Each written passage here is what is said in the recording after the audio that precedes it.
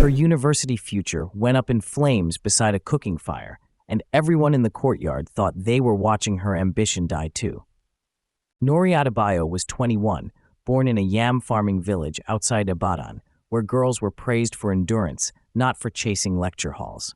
The acceptance letter arrived dusted with road grit and possibility, stamped from a university her family had only heard about on radios. Before she could fold the paper against her chest, her father fed it to the fire beside the boiling pot. The page curled black at the edges, bright for 1 second, then disappeared into ash with the evening smoke. He told her that books did not plant yam mounds, books did not fetch water, and books would not make a husband wait. He had already chosen a tractor mechanic with broad hands, steady pay, and a plan that did not include laboratories. The women nearby kept peeling cassava, their eyes lowered, because some heartbreaks are considered ordinary in certain courtyards. Nori stood still with smoke in her face and realized something brutal. If she obeyed quietly, everyone would call it respect. That night she lay awake on a woven mat, staring at a zinc roof mottled with heat stains, repeating one fact like prayer. Someone in every family is the first person to do the impossible, and that person usually looks unreasonable at the beginning. She could not resurrect the letter, but she could memorize what it meant, line by line, until no fire could touch it again. So she began building a university from scraps, timing, and stubbornness, while the village slept, certain her future was already settled. At the market, when traders dumped empty cocoa sacks behind their stalls, she smoothed them open and studied the faded print. She taught herself to read upside down because the sacks were often hanging or folded, and waiting for comfort would waste daylight. Bent behind pyramids of tomatoes and peppers, she traced textbook diagrams with her finger through stains of dust and oil. Words about enzymes and membranes sat beside the smell of dried fish, diesel, and crushed green leaves. At dawn, she delivered bags of gari on the back of a motorcycle, knees gripping metal, notebooks hidden under tied bundles. The road shook every bone in her body, so she recorded biochemistry definitions onto a cracked Nokia and played them back between stops. While orange sunlight spread across wet roads, her own voice recited amino acids over the engine's rough growl. She turned travel time into revision time because poor people rarely find free hours. They have to carve them out of motion.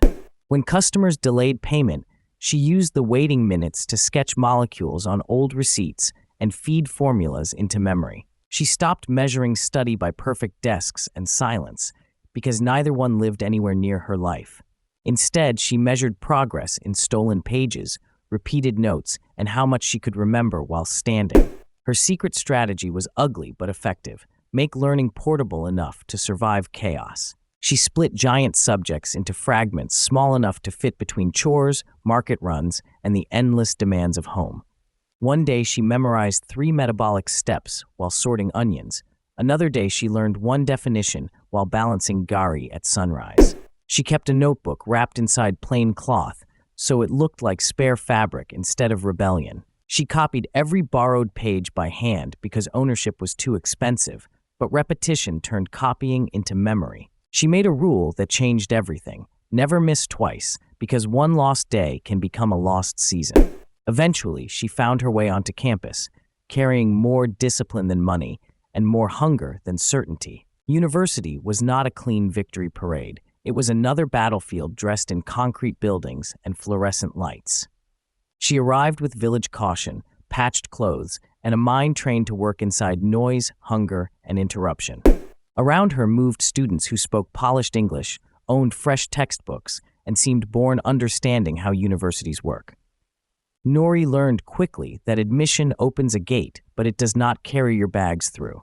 She rationed food so tightly that some nights her stomach clenched harder than her chest before exams. She wore the same sandals until the straps thinned pale and soft from hostile dust and rainwater. While others highlighted imported textbooks, she borrowed notes, copied at speed, and memorized before the pages were reclaimed. She became unromantic about success and treated it like manual labor, repetitive and tiring, and still worth doing. Her classmates sometimes slept after lectures, but she translated concepts into simpler language before sleep could erase them. She drew pathways on cardboard torn from soap cartons and pinned them near her bed with bent staples. She learned that confusion shrinks when you force it onto paper, so she sketched every process until it looked less like magic. For the brutal maze of biochemistry, she built memory anchors from ordinary village things she would never forget.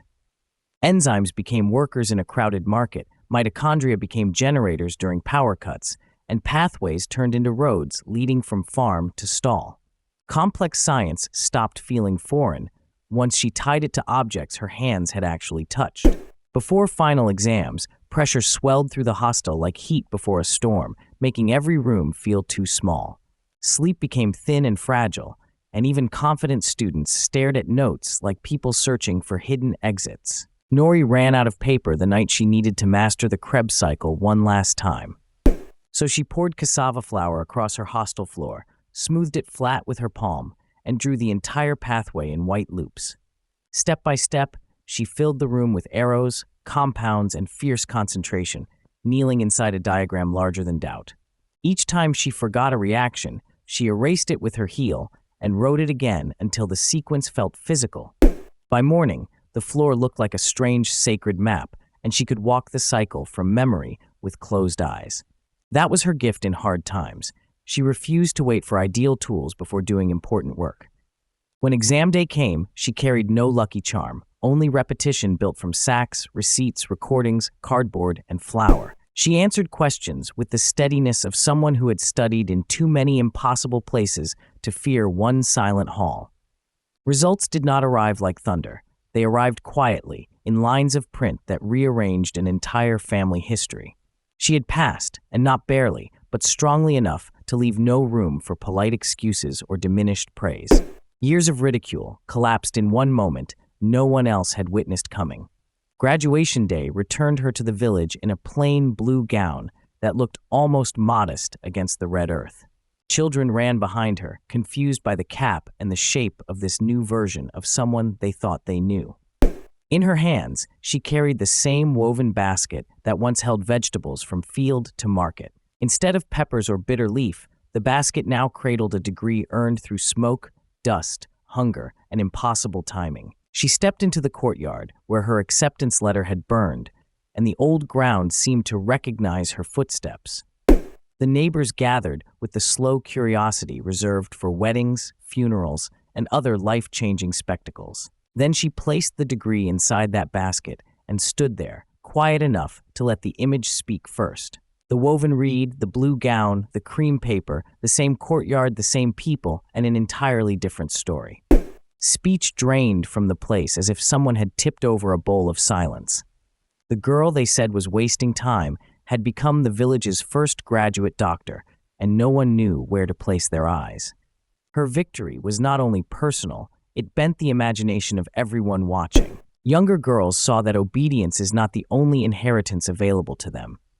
Parents saw that education can return home carrying more than prestige. It can return with options, service, and widened destiny. Nori's journey leaves practical footprints for anyone trapped between duty and a bigger calling. Start with what survives your environment, even if that means voice notes, scraps of paper, borrowed books, and 10-minute study blocks. Make knowledge travel with you so your progress does not depend on perfect rooms, perfect money, or perfect approval. Break huge dreams into repeatable tasks so small they can fit inside a difficult day without asking permission from chaos. When shame arrives, answer it with completed work, because momentum silences mockery better than speeches ever will. And if life burns your first letter, build the future anyway, until one day you return carrying proof no fire can erase.